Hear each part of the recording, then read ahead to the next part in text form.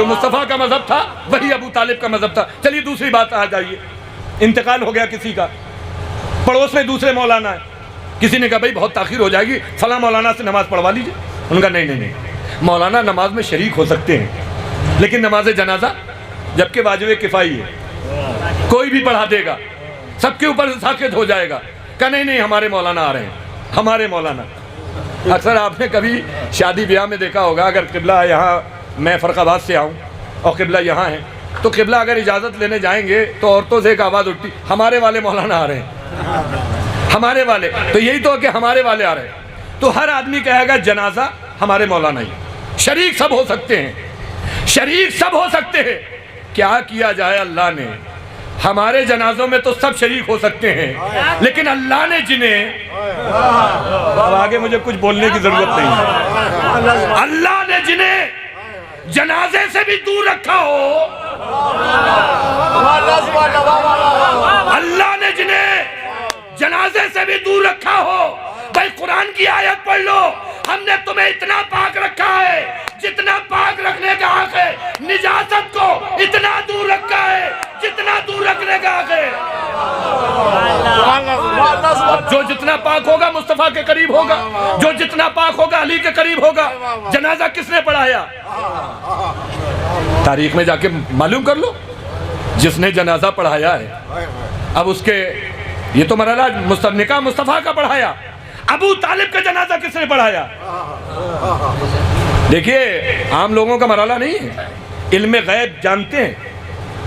کیا قرآن کہہ رہا ہے میرے حبیب اگر یہ کوئی منافق مر جائیں تو نہ تو ان کے جنازے میں آپ شریک ہو سکتے ہیں نہ جنازہ پڑھا سکتے ہیں، یہ قرآن کہہ رہا ہے میرے حبیب اگر کوئی بھی منافق مر جائے تو نہ جنازے میں شریک ہوئیے گا نہ جنازہ پڑھائیے گا۔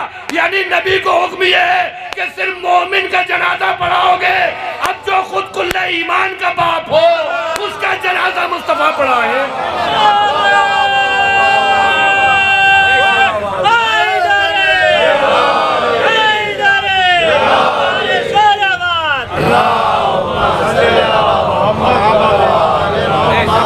نعرہ تکبیر، نعرہ تکبیر، نعرہ رسالت، نعرہ رسالت، نعرہ حیدری، نعرہ سلوات۔ ڈھونڈ کے لائے گی یہ تاریخ میں بڑے بڑے باپ گزرے ہیں، بڑے بڑے باپ گزرے ہیں۔ ابو لہب گزرا ہے، ابو جہل گزرا ہے، بہت سارے ابو گزرے ہیں، کسی ایک کا جنازہ نبی نے پڑھایا ہو؟ لیکن ابو طالب جن کا جنازہ، اور یہ بتا دیا کہ مصطفیٰ مومن کا جنازہ پڑھائیں گے، مریں گے تو بہت، مریں گے تو بہت، لیکن نبی کے لیے حکم ہے کہ نبی اسی کے جنازے میں جائیں گے جو منافق نہیں ہوگا، منافق نہیں ہوگا۔ نبی نے کیا فرمایا؟ جس کا میں مولا ہوں، جس کا میں مولا ہوں اس کے علی مولا ہیں۔ اب یعنی کیا مطلب ہوا؟ نبی کے لیے بھی ضروری ہے کہ صرف مومن کے جنازے میں شریک ہو، تو علی کے لیے بھی ضروری ہے کہ علی مومن کے جنازے میں شریک ہو۔ ڈھونڈ کے لاؤ تاریخ میں علی کس کس کے جنازے میں۔ اگر گلی میں کوئی منافق مرا تو علی شریک نہیں ہوئے، مدائن میں سلمان مرے علی وہاں پہنچ گئے۔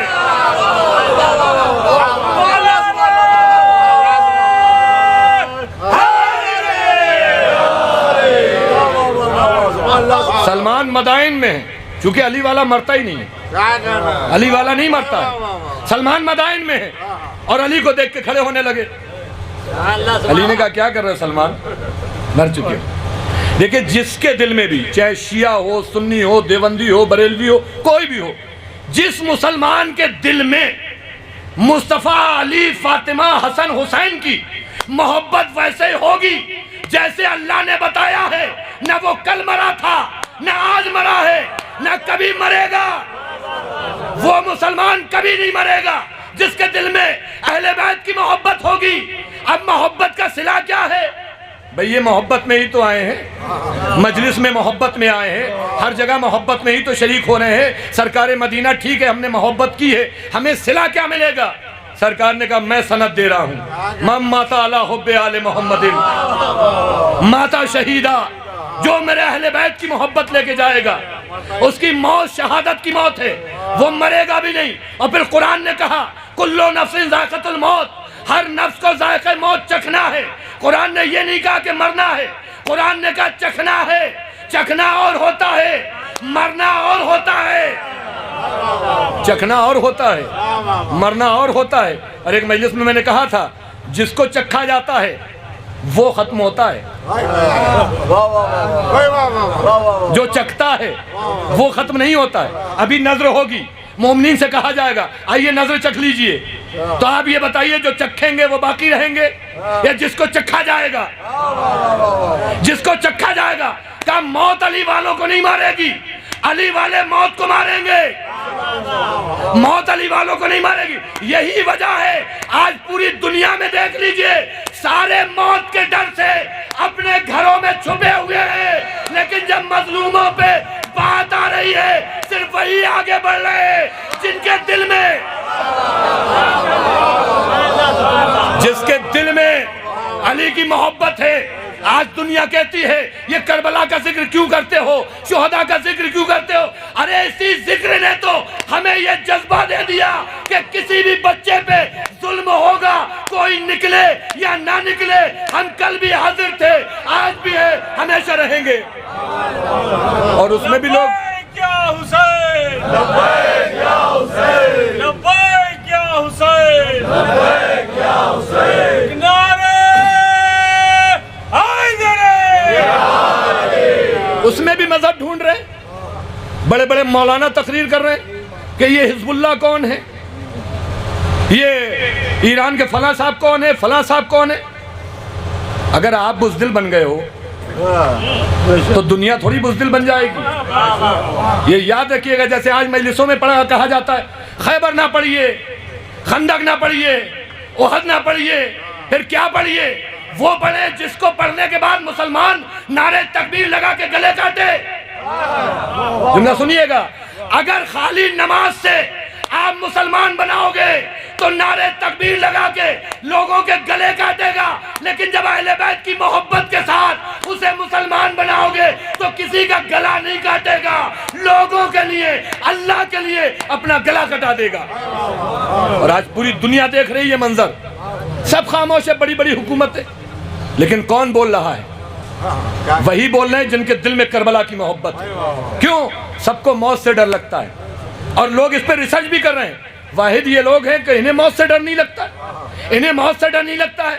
اس کی وجہ یہ موت سے ڈر انہیں لگے جن کا رہبر مر جائے، موت سے ڈر انہیں لگے جن کا رہبر مر جائے۔ ہمیں معلوم ہے کہ تم ہمیں مار کے ذلیل ہو جاؤ گے، لیکن ذائقہ موت چکھ کے جیسے ہی ہم قبر میں پہنچیں گے، کبھی علی کی زیارت، کبھی حسن کی زیارت، کبھی حسین کی زیارت۔ تم تو ہمیں علی کے قریب پہنچا رہے ہیں۔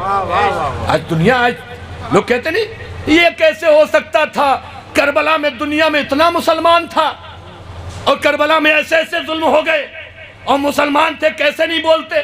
ایسے ہی مسلمان تھے، ایسے ہی مسلمان تھے جو آج ہیں، جو آج ہیں۔ اور خدا کی قسم آج لوگ کہہ رہے ہیں ارے ساتھ سڑکوں پہ نہیں جا سکتے، فلاں جگہ نہیں جا سکتے، ہم کیسے احتجاج کریں، ہم کیسے احتجاج کریں۔ اما جب تم نے احتجاج کا دروازہ ہی بند کر دیا تو احتجاج کرو گے کہاں سے؟ اگر مجلس حسین کی تم نے بھی بنیاد رکھتی جیسے ہم احتجاج کر رہے ہیں۔ یہ مجلس احتجاج ہی تو ہے، یہ مجلس ظالم کے خلاف ہے اور ہر ظالم کے خلاف ہے۔ ہمارا صرف رشتہ ہے تو لا الہ الا اللہ کی وجہ سے، ہمارا رشتہ ہے تو مصطفیٰ کی وجہ سے۔ آج کسی بھی مظلوم پہ ظلم ہو رہا ہے اور آپ خاموش رہے تو کل نبی کو جواب دینا ہے، تو وہ کیا بولیں گے جو نبی کے نواسے کے قتل پہ خاموش رہے؟ تو امت اگر قتل ہو جائے خاموش ہے تو کیا ہے؟ لیکن یہ یاد رکھیے گا یہ مجلسیں نہیں ہیں، ایک ماں کے ایصال ثواب کی مجلس ہے۔ ساری باتیں چھوڑتے ہوئے چونکہ وقت زیادہ ہو رہا ہے، ماں اس عظیم نعمت کا نام ہے، یہ ختم کر دیجئے تصور کہ ہم مجلس کرا رہے ہیں تو ماں کے لیے کہ ماں جنت میں جائیں گی، قرآن خوانی کرا رہے ہیں تو ماں جنت میں جائیں گی، سارے کام ہم کرا رہے ہیں تاکہ ہماری ماں جنت میں چلی جائیں۔ ماں تو جنت میں گئی، آپ اپنی جنت سوچئے، آپ اپنی جنت سوچئے۔ ارے اس ماں کو آپ کیا جنت میں بھیجو گے جس کے قدموں میں ہی جنت ہے؟ اس ماں کو آپ جنت میں کیا بھیجو گے جس کے قدموں میں ہی جنت ہے؟ لیکن ہم جائیں گے تو ماں کی وجہ سے، باپ کی وجہ سے۔ ماں اور باپ یہ زندگی کا وہ ذریعہ ہے، اگر آپ نے ان کو راضی کر لیا تو وہ راضی ہو جائے گا، وہ راضی ہو جائے گا۔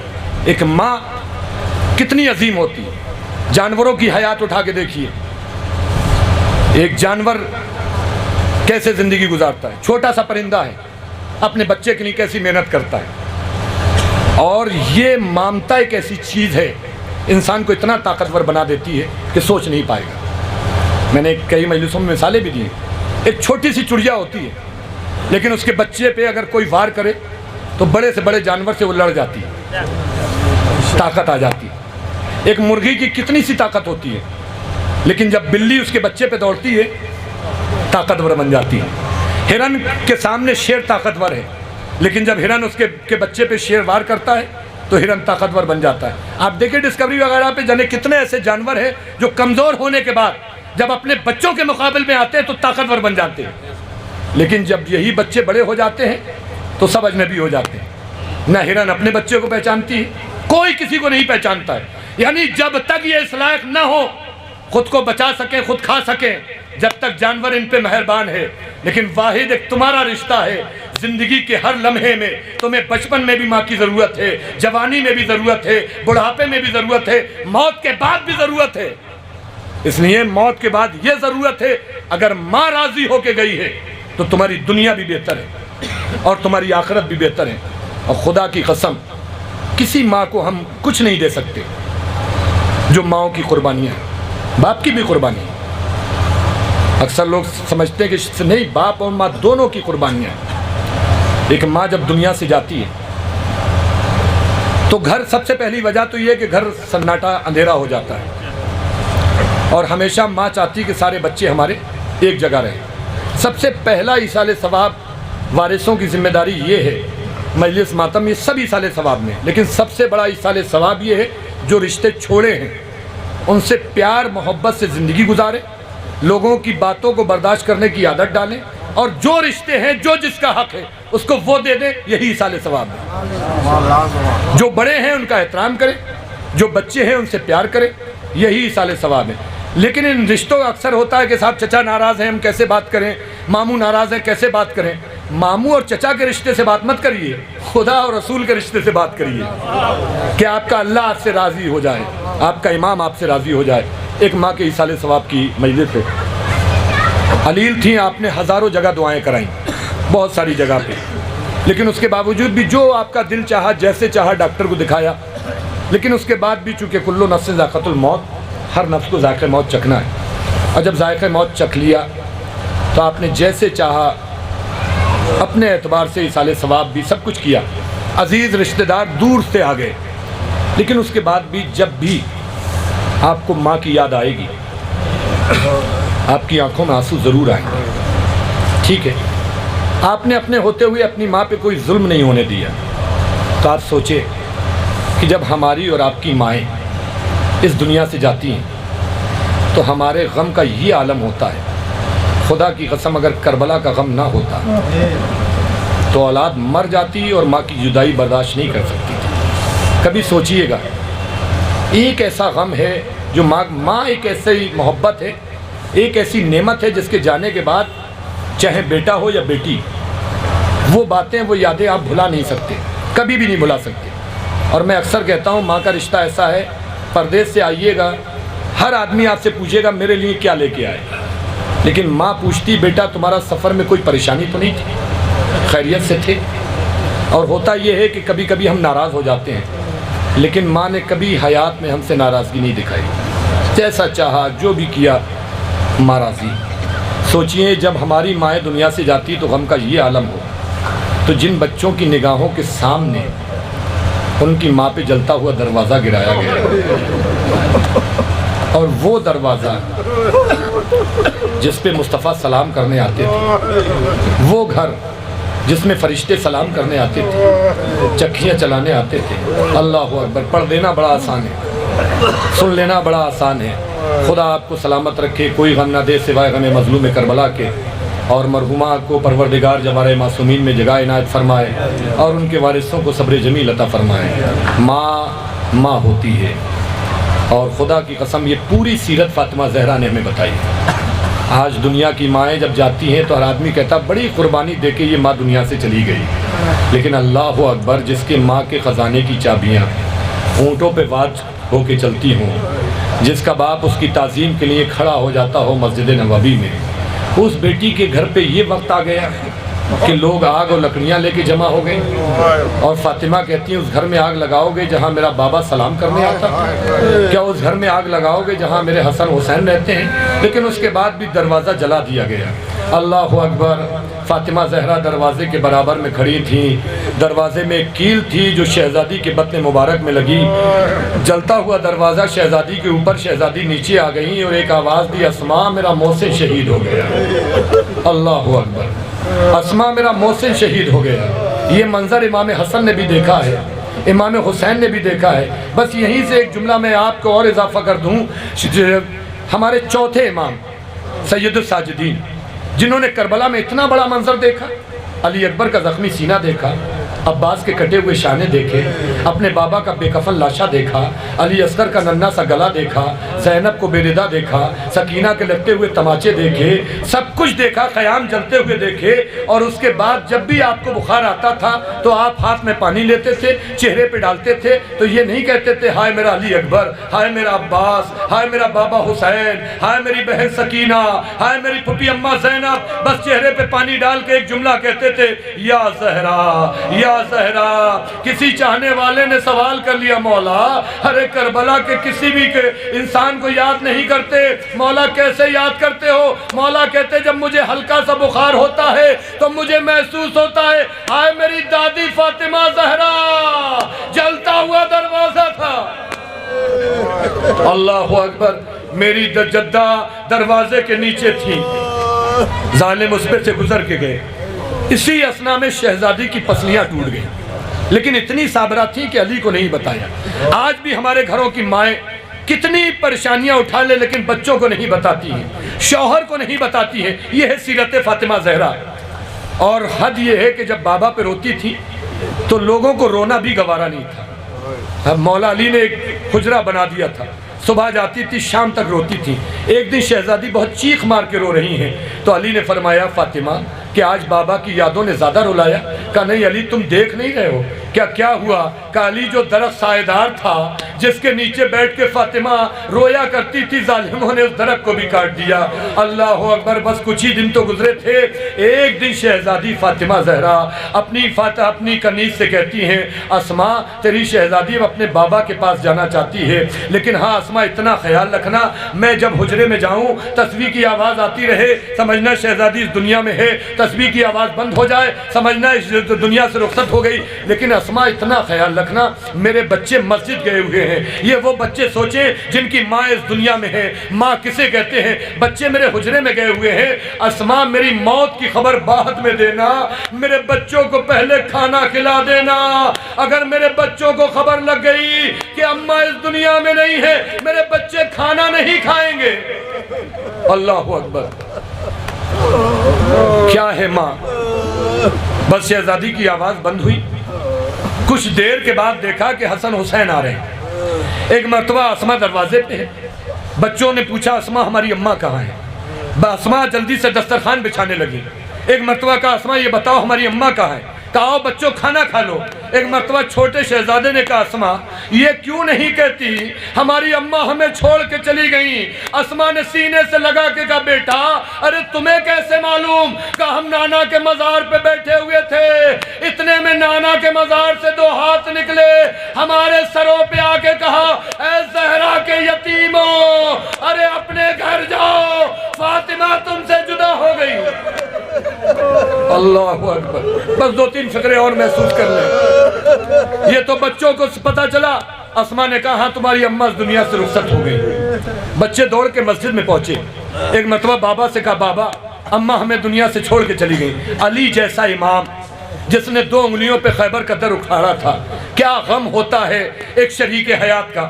علی مسجد سے اپنے گھر تک آئیں، روایت کے جملے کئی مرتبہ مولا زمین پہ گرے ہیں اور کھڑے ہو جاتے ہیں۔ ایک فقرہ کہتے فاطمہ تمہاری اس خبر نے علی کو ضعیف بنا دیا، اب یہ دنیا علی کے لیے اندھیرے کے علاوہ کچھ نہیں ہے۔ گھر میں پہنچے، حجرے میں دیکھا زہرا خاموش ہے۔ ایک مرتبہ کہتے فاطمہ کوئی جواب نہیں ملا، بنت رسول کوئی جواب نہیں ملا۔ تیسرے مرتبہ علی کے لہجے میں اتنا درد تھا کہ یا زہرا، ایک مرتبہ آنکھیں کھول دی، علی نے ہاتھوں کو جوڑ کے کہا فاطمہ ہمیں معاف کر دینا، ہم آپ کی کوئی خدمت نہ کر پائے۔ زہرا نے کہا نہیں علی آپ ہمیں معاف کر دیجئے گا، میں آپ کا ساتھ نہیں دے پائی، میں آپ کے گھر میں بڑا خوش رہی۔ علی میری چند وصیتیں ہیں جلدی سے سن لیجئے۔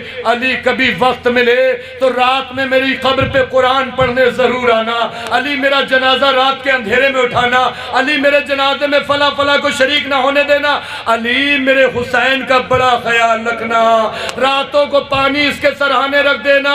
جب میرے شکم میں تھا تو آواز آیا کرتی تھی اماں میں غریب ہوں، اماں میں پیاسا ہوں، اماں میں مسافر ہوں۔ اللہ اکبر، مولا علی نے غسل دیا، علی کی چیخ نکل گئی۔ علی صحن میں آئے تو فضہ نے کہا یا علی کبھی شیروں کو ایسے روتے ہوئے نہیں دیکھا۔ علی کہتے میں کیا بتاؤں، فاطمہ کی پسلیاں ٹوٹ گئی ہیں اور فاطمہ نے مجھے بتایا بھی نہیں۔ جنازہ گھر میں رکھا ہوا، ہمارے اور آپ کے سب کے گھروں کا دستور یہ ہے جب جنازہ قبرستان کے لیے جانے والا ہوتا ہے تو گھر کے آنگن میں رکھ دیا جاتا ہے۔ جو گھر کے بڑے ہوتے ہیں وہ بچوں کو بلاتے ہیں آؤ بچوں آؤ، آخری مرتبہ اپنی اماں کا دیدار کر لو۔ کفن ہٹا دیا جاتا ہے، چہرہ کھول دیا جاتا ہے۔